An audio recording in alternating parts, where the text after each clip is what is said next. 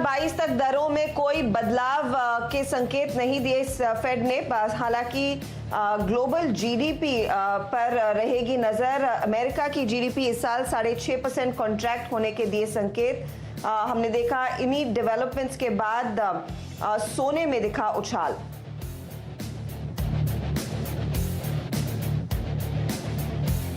Fade के बयानों के बाद अमेरिकी बाजारों में हल्की मुनाफा वसूली। अमेरिका का डाउ तकरीबन 280 अंक फिसला, लेकिन रिकॉर्ड ऊंचाई पर जाकर टिका नैस्डैक 10,000 के पार।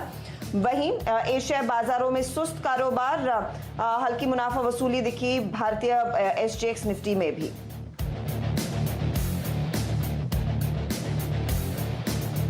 और चीनी शेयरों में आज रहेगा बड़ा एक्शन। शुगर कंपनियों को जल्द राहत पैकेज देने की तैयारी। बफर स्टॉक, एक्सपोर्ट सब्सिडी समेत 4 अहम प्रस्तावों पर विचार जारी। सीएनबीसी आवाज की बिग एक्सक्लूसिव।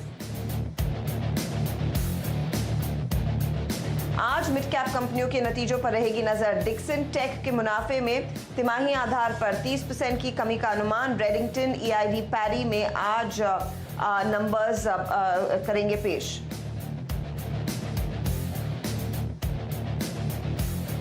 और नीरव मोदी, मेहुल चोकसी को बड़ा झटका। ईडी 1350 करोड़ रुपए के हीरे, मोती, चांदी के ज्वेलरी जब्त कर हांगकांग से भारत लाई।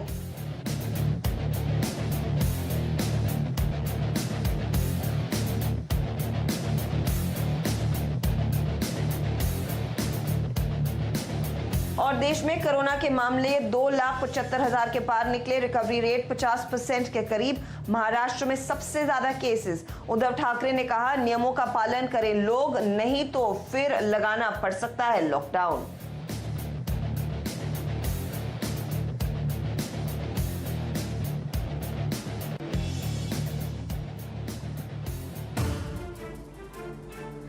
तो ये थी इस वक्त की सबसे बड़ी खबरें, लेकिन आपको मिलवाते हैं अपने एक्सपर्ट से जो मदद करेंगे आज के दिन। जी हाँ, आज एक्सपायरी वाला दिन है, वीकली एक्सपायरी। और याद करिए बुधवार था कल, और मैंने आपसे बोला था ये एक्सपायरी से पहले बुधवार को ही एक्सपायरी का है। देखिए एक बड़ा मूव आपको देखने को मिलता है। वो बयान भी आपको आगे सुनवाएंगे, लेकिन बता देते हैं हमारे आज कौन से मेहमान हैं जो आपकी मदद करेंगे और आपको रखेंगे आगे। एयूएम कैपिटल के रिसर्च हेड राजेश अग्रवाल साहब हमारे साथ जुड़ेंगे कोलकाता से सीधे। मार्सलस इन्वेस्टमेंट के फाउंडर सौरभ मुखर्जी साहब हमारे साथ जुड़ेंगे, और बहुत ही बढ़िया स्टॉक्स पिकर हैं ये। बताएंगे आपको इनकी नजर कौन से शेयरों पर अब है।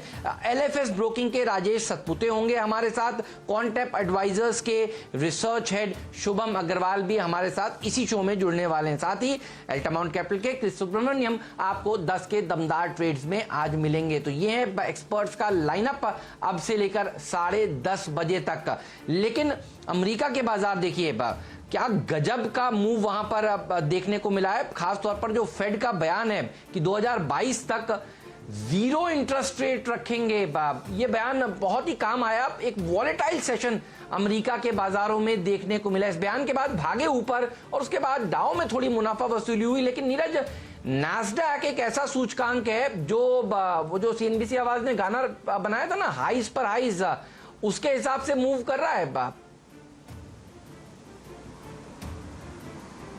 देखिए हाइज पर हाइज तो टेस्ला बना रहा है।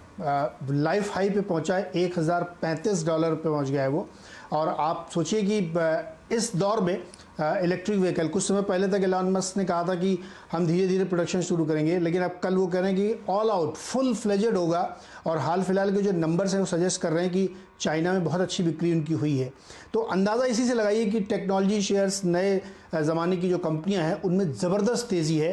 बीट अमेज़न है या कोई भी हो, तो इसीलिए आप नैस्डैक को हाइस पे देख रहे हैं। तो ये तो एक डिफरेंट कहानी चल रही है। इस पर लॉकडाउन का कोई असर नहीं हुआ है। टेक्नोलॉजी कंपनीज पे बहुत अच्छी तेज़ी बन रही है।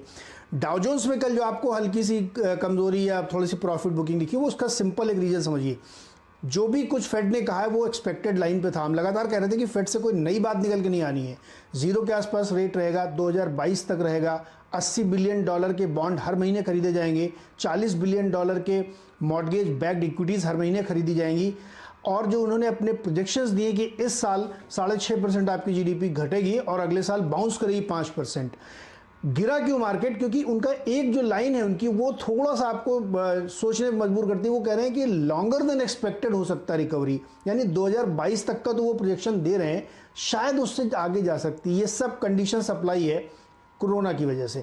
तो इस वजह से लोगों ने सोचा कि अगर टेबल पे पैसा है तो बुक किया जाए, प्रॉफिट वही जो घर पे आए, तो इसलिए थोड़ी सी प्रॉफिट बुकिंग हुई है। इसके अलावा कोई चिंता नहीं, कोई पैनिक नहीं है, सारे फंडामेंटल्स इंटैक्ट है जैसे पहले थे, और रीओपनिंग ज़बरदस्त है। और जो वो कह रहे हैं कि पैसे की कमी नहीं होने दी जाएगी, जब तक पूरा जॉब मार्केट रिकवर नहीं हो जाता है तब तक वो अपनी पॉलिसी में कोई चेंज नहीं करेंगे। तो इसलिए मार्केट में एक बॉयंसी रहेगी, आगे भी रहेगी। आपको ये कल जो था वो सिंपल एक ये है कि पॉलिसी आई तो थोड़ा सा लोगों ने प्रॉफिट बुक किया, तो इसलिए कोई दिक्कत नहीं है। दूसरी तरफ आप चाइना में देखिए, आज सुबह भी उन्होंने 80 बिलियन युआन का इक्विटी इंजेक्शन किया है अपने यहाँ, उसकी वजह से भी वहाँ पे लिक्विडिटी बन रही है, और लगातार चाइना कर रहा है। इस समय हम लोग चाइना की फाइनेंशियल की रिपोर्टिंग कम करते हैं, लेकिन दरअसल वहाँ पे बहुत काम हो रहे हैं, बहुत स्ट्रक्चरल चेंजेस हो रहे हैं, और रोज़ उसमें पैसे डाले जा रहे हैं। तो ग्लोबली अगर आप देखेंगे तो लिक्विडिटी ज़बरदस्त है हर देश में।